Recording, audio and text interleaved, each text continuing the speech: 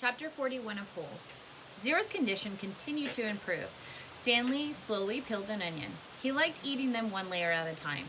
The water hole was now almost as large as the holes he had dug back at Camp Green Lake. It contained almost 2 feet of murky water. Stanley had dug it all himself. Zero had offered to help, but Stanley thought it better for Zero to save his strength. It was a lot harder to dig in water than it was in a dry lake.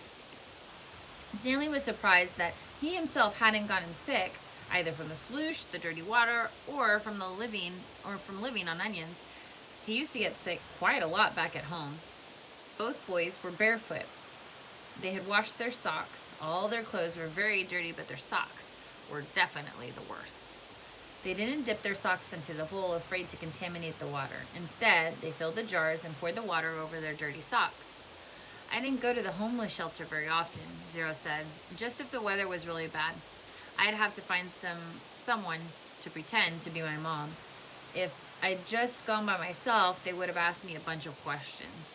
If they found out I didn't have a mom, they would have made me a ward of the state." "What's a ward of the state?" Zero smiled. "I don't know, but I didn't like the sound of it." Stanley remembered Mr. Pendanski telling the warden that Zero was a ward of the state. He wondered if Zero knew he'd become one.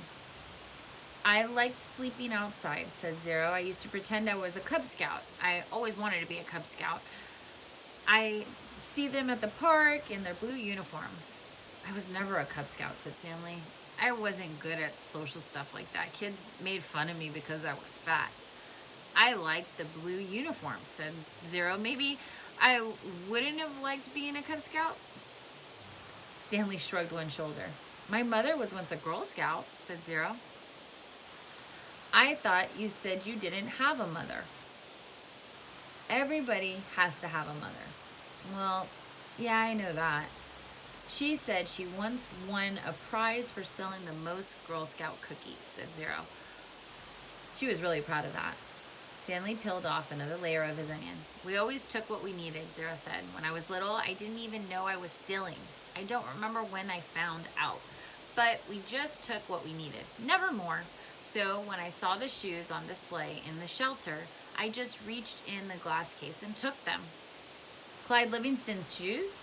asked Stanley. "I didn't know they were his. I just thought they were somebody else's old shoes.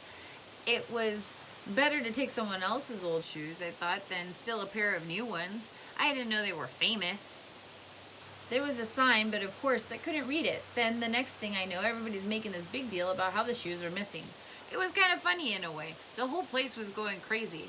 There I was wearing the shoes, and everyone's running around saying, 'What happened to the shoes? The shoes are gone.' I just walked out the door. No one noticed me.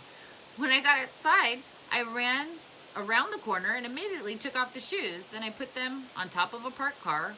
I remember they smelled really bad." "Yeah, those were them," said Stanley. "Did they fit you?" "Pretty much." Stanley remembered being surprised at Clyde Livingston's small shoe size. Stanley's shoes were bigger. Clyde Livingston had a small, quick feet. Stanley's feet were big and slow. "I should have just kept them," said Zero. "I had already made it out of the shelter and everything. I ended up getting arrested the next day when I tried to walk out of a shoe store with a new pair of sneakers. If I had just kept those old smelly sneakers, then neither of us would be here right now."